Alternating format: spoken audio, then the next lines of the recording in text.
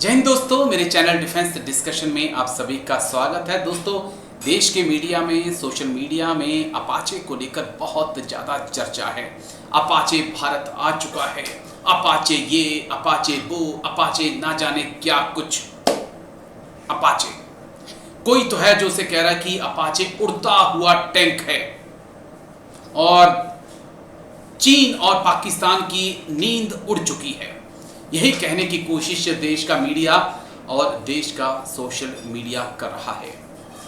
Apache के बारे में दोस्तों मैं डिटेल से आपको बताऊंगा, लेकिन एक सवाल भी मैं पूछूंगा आपसे, आपके सामने रखूंगा कि जिस वक्त fighter jet, air to air missile या जमीन से हवा में मार करने वाली मिसाइल के आगे फेल हो जा रहे हैं, जो कि हजारों किलोमीटर प्रति घंटे की स्पीड से उड़ते हैं, उन मिसाइलों के आगे अपाचे का क्या होगा, यह सोचना होगा। और क्या यह भारत के लिए घाटे का सौदा है, इसको भी हम समझने की कोशिश करेंगे। लेकिन पहले, क्योंकि अपाचे की बात हो रही है, तो अपाचे को जान लीजिए, दुनिया का सबसे उन्नत हेलीकॉप्टर से कहा जाता है। लेकिन मुझे लगता है कि ड्रोन आने के बाद अपाचे अब कोई किफायती सौदा नहीं है। इसमें नाइट विजन है, इसके साथ इसमें आधुनिक संचार, नेविगेशन, सेंसर, हथियार, सब कुछ कह रहे हैं कि बहुत अच्छा लगा हुआ है। 21,000 की फीट की ऊंचाई से 280 किलोमीटर प्रति घंटे की अधिकतम रफ्तार से ये उड़ान भर सकता है। इसमें 16 एंटी टैंक EGM और 114 हेलफायर मिसाइल जो हैं वो छोड़ने की क्षमता है। इसमें 30 मिलीमीटर की 2 गन हैं, जिनमें एक बार में 1200 गोलियां भरी जा सकती हैं। अपाचे में 16 एंटी टैंक EGM, 114 हेलफायर और स्ट्रिंगर मिसाइल लगी हुई हैं। 2015 में समझौता होना था। 15 महीने की देरी के बाद अपाचे भारत पहुंच चुका है। दावा यह भी है कि दुश्मन का रडार इसे नहीं पकड़ सकता और अब ये भारतीय थल सेना को मिला है, जिसे भारतीय थल सेना, जहाँ तक हमारी जानकारी है, उसे जोधपुर में डिप्लॉय करेगी। एक पठानकोट और नॉर्थ ईस्ट को लेकर भी चर्चाएं हैं, लेकिन ये कुछ जानकारी है अपाचे को लेकर जो सामने आई है। लेकिन दोस्तों, जो सवाल है कि जिस वक्त फाइटर जेट, राफेल जैसा फाइटर जेट या J-20 या J-17, J-10 जैसा फाइटर जेट जो है वो एयर टू एयर मिसाइलों के आगे नहीं टिक पा रहे हैं, जिस वक्त ये तमाम फाइटर जेट्स जो हैं वो जमीन से हवा में मार करने वाली मिसाइलों के आगे नहीं टिक पा रहे हैं, उस वक्त हेलीकॉप्टर्स अपाचे, जिसकी की स्पीड महज 280 किलोमीटर प्रति घंटा है, क्या वो टिक पाएगा? और अपाचे की मदद से आप कहां पर हमला करेंगे? टेरर कैंप के ऊपर आपने अटैक करने के लिए फाइटर जेट का इस्तेमाल किया और ऑपरेशन सिंदूर में जो जानकारियां निकल कर आ रही हैं कि आपको नुकसान हुआ। एयर टू एयर मिसाइल, चाहे PL-15 की बात करें, PL-17 की बात करें, दूसरी तरफ पाकिस्तान ने भारत की एयर स्ट्राइक को रोकने की कोशिश की, तो भारत ने अपनी एयर टू एयर मिसाइल से उनके कई फाइटर जेट गिरा दिए। उस बीच अपाचे का रोल क्या रह जाता है? क्या नक्सलियों के खिलाफ इसका इस्तेमाल करेंगे, या कारगिल जैसी सिचुएशंस अगर दोबारा बनती है तब इनका इस्तेमाल होगा, या फिर जबरदस्ती में अमेरिका के साथ ये सौदा किया गया है?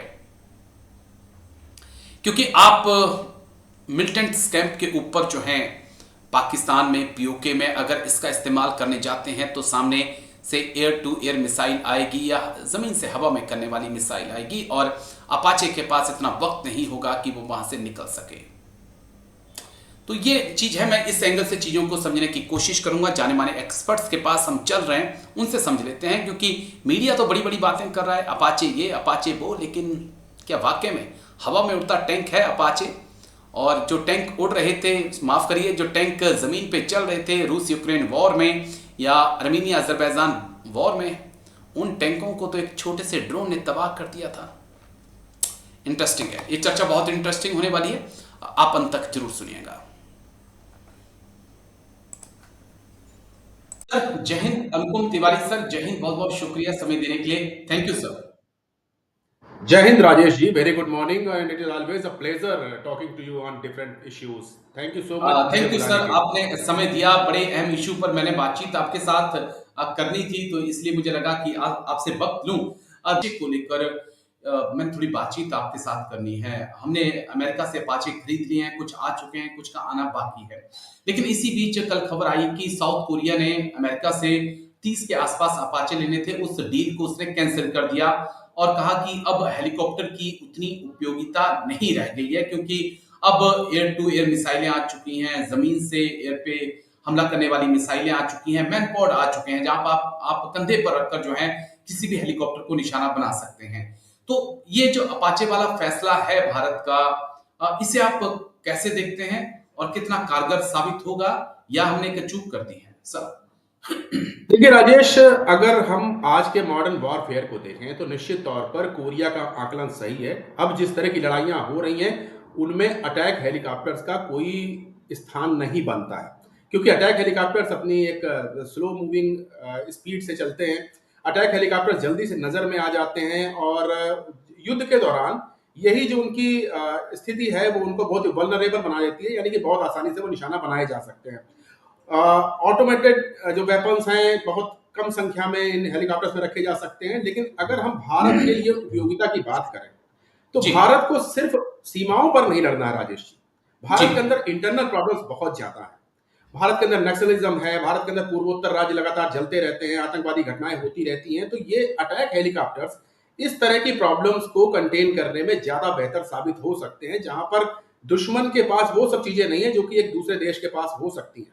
तो जब सीमाओं पर युद्ध होते हैं तब वहां पर अपाचे हेलीकॉप्टर हो या कोई भी मॉडर्न अटैक हेलीकॉप्टर हो, अब वो बीते जमाने की बात हो चुके हैं, क्योंकि हमने देखा है अभी जितने भी कॉन्फ्लिक्ट हुए हैं वहां पर बियॉन्ड विजुअल रेंज मिसाइलें दागी जा रही हैं। जी अभी हमने इसराइल ईरान वॉर देखा है, वहां पर ईरान ने हजारों किलोमीटर दूर से मिसाइल दागी। वहां पर आपके पास कितने भी अत्याधुनिक हेलीकॉप्टर्स हो, फाइटर जेट्स हो, उनका कोई स्थान नहीं रहा था। जब आप हाइपरसोनिक मिसाइल्स और बैलिस्टिक मिसाइल्स की का उपयोग करते हैं तो उसमें हेलीकॉप्टर्स क्या करेगा, इवन आपके फाइटर जेट्स भी एक हद तक ही कामयाब हो पाएंगे।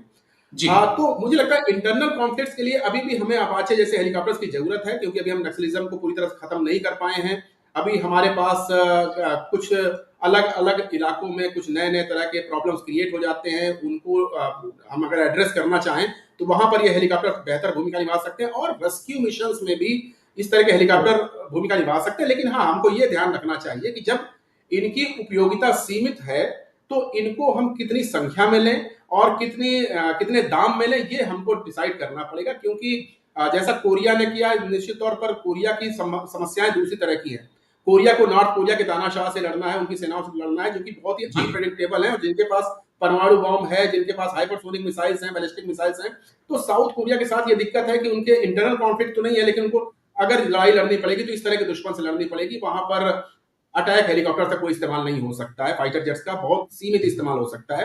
वहां पर जी। आपको modern warfare, drone technology, AI और इन तमाम चीजों का उपयोग करना पड़ेगा। सैटेलाइट वॉरफेयर करना पड़ेगा, साइबर वॉरफेयर करना पड़ेगा। इन सब चीजों का एक जब समुचित उपयोग कर लेंगे तब आप अपने दुश्मन को हरा सकते हैं। तो मेरा यही मानना है कि भारत के लिहाज से अटैक हेलीकॉप्टर्स की अभी भी आवश्यकता है, लेकिन हाँ, उनकी उपयोगिता को देखते हुए और सीमित जरूरतों को देखते हुए उनकी संख्या में कमी करी जा सकती है और उनको एक बेहतर ढंग से इस्तेमाल किया जा सकता है। ठीक है सर।